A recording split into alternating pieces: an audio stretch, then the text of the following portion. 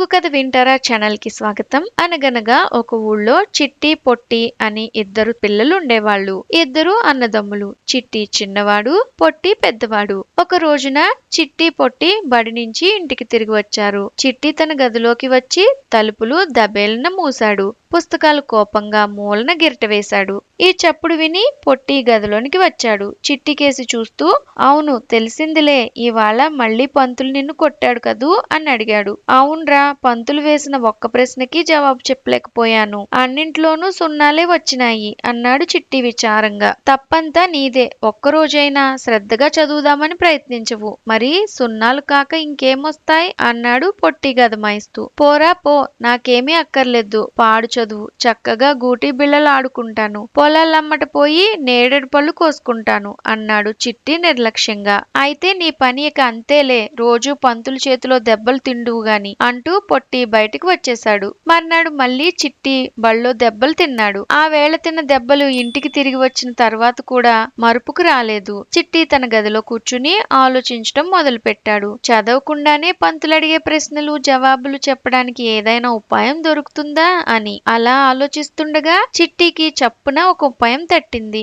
ఆ ఊళ్ళో ఉన్న పేదరాశి పెద్దమ్మని అడిగితే ఏదో ఒక ఉపాయం తప్పకుండా చెప్తుంది అని. సరే, ఈ ఆలోచనతో బయలుదేరి వెంటనే పేదరాశి పెద్దమ్మ ఇంటికి వచ్చాడు. వచ్చి, పెద్దమ్మ చదవకుండానే మా పంతులు వేసే ప్రశ్నలకి జవాబు రాయటానికి నాకేదైనా చక్కటి ఉపాయం చెప్తావా అని అడిగాడు. పెద్దమ్మ కాసేపు ఆలోచించి, అలాగే నాయనా, నేనొక మాయకలం ఇస్తాను. నీ పంతులు ఎంత కష్టమైన ప్రశ్న వేసినా సరే అది నిమిషంలోకే రాసేస్తుంది. నువ్వు చదవాల్సిన పనే ఉండదు అని ఒక కలం తెచ్చి ఇచ్చింది. కలం చూడ్డానికేమో మామూలు కలం మాదిరిగానే ఉంది. చిట్టి సంతోషంతో భుజాలెగరేసుకుంటూ ఇంటికి బయలుదేరాడు. ఇంటికి వచ్చి రావడంతోటే, ఒరే పొట్టి, ఇక రారా, నువ్వు నీ ఇష్టం వచ్చిన ప్రశ్న వెయ్యి, నిమిషంలో జవాబు రాసి పారేస్తాను అని కేక పెట్టాడు. పొట్టి ఇది వినగానే ఆశ్చర్యంతో ఒక్క పరుగున వచ్చాడు. ఆ మాత్రం తెలివే ఉంటే రోజు పంతుల చేతిలో దెబ్బలు ఎందుకు తింటావు అన్నాడు పొట్టి. అదంతా నీకు అనవసరం, కావలిస్తే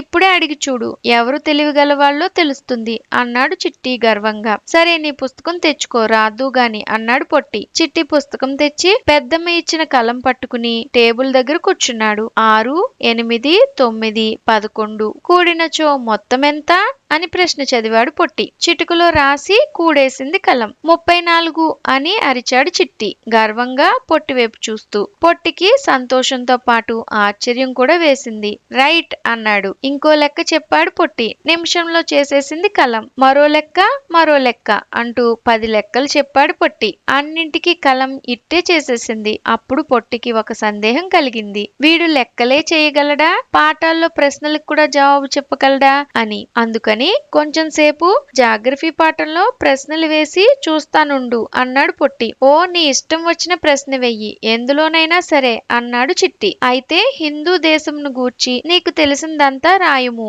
అని ప్రశ్న చదివాడు పొట్టి. కలం రాయడం మొదలు పెట్టింది. గబగబా పేజీలు నిండిపోయాయి. పుస్తకం నిండిపోతోంది. కలం మాత్రం ఇంకా రాస్తూనే ఉంది. పొట్టి చూస్తున్నాడు కలం నడకని. కలంతో పాటు చిట్టి చెయ్యి కూడా వేగంగా నడుస్తోంది. పాపం చిట్టికి చెయ్యి నొప్పి పుట్టింది. కానీ కలం మాత్రం రాయడం మానలేదు. అబ్బా, ఇవాళ్టికి ఇక చాలేరా, రేపటి నుంచి చూసుకో స్కూల్లో నా మహిమ అన్నాడు చిట్టి వ్రాయడం చాలిద్దామని. కానీ కలం ఆగితేనా, రాసుకుపోతూ ఉంది. కలం రాయాల్సిన జవాబు పూర్తి కాలేదు. హిందూ దేశాన్ని గురించి రాయటం అంటే మాటలా?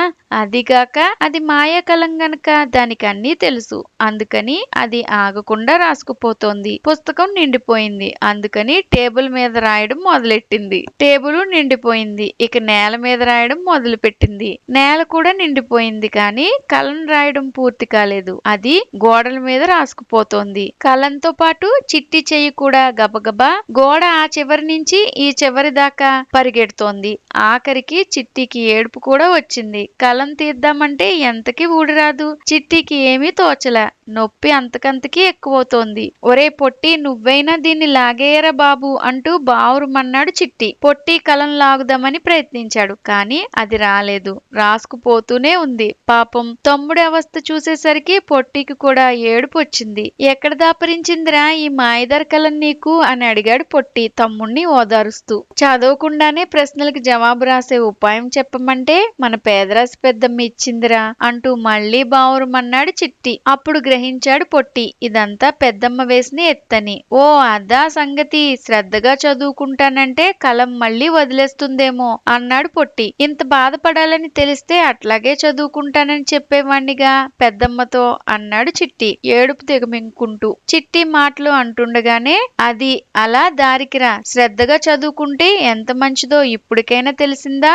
అంటూ ప్రవేశించింది పేదరాశి పెద్దమ్మ. చిట్టి పొట్టి ఏడుపు చూసేసరికి పెద్దమ్మకు జాలి వేసింది. ఇక చాలే అంటూ పెద్దమ్మ కలం మీద చెయ్యి వేసింది. కలం కాస్త ఊడి వచ్చేసింది. అప్పుడు పెద్దమ్మ ఇలా అంది, ఇది ఇక మామూలు కలమే. ఇవాళ నువ్వు పడ్డ బాధకి గాను దీన్ని నీకు బహుమానంగా ఇస్తున్నాను. చాలా బాగా రాస్తుంది. ఇక నుంచి అయినా నువ్వు శ్రద్ధగా చదువుకో. బళ్ళో ఈ కలంతోటే రాయి. ఒకవేళ నువ్వు దాన్ని పారేద్దామని మనసులో అనుకున్నావంటే మళ్ళీ అంటుకుంటుంది. మళ్ళీ ఇలాగే బాధపడతావు అని. అంతటితో చిట్టికి బుద్ధి వచ్చింది. ఆ రోజు మొదలు పాఠాలు శ్రద్ధగా చదవడం మొదలు పెట్టాడు. మర్నాడు నుంచి చిట్టికి బళ్ళో అన్నింట్లోనూ ఫస్ట్ మార్కులే. ఇలాంటి మరెన్నో కథలు వినాలనుకుంటే తెలుగు కథ వింటారా ఛానల్ ని తప్పకుండా సబ్స్క్రైబ్ చేసుకోండి. మరొక మంచి కథతో మళ్ళీ కలుద్దాం.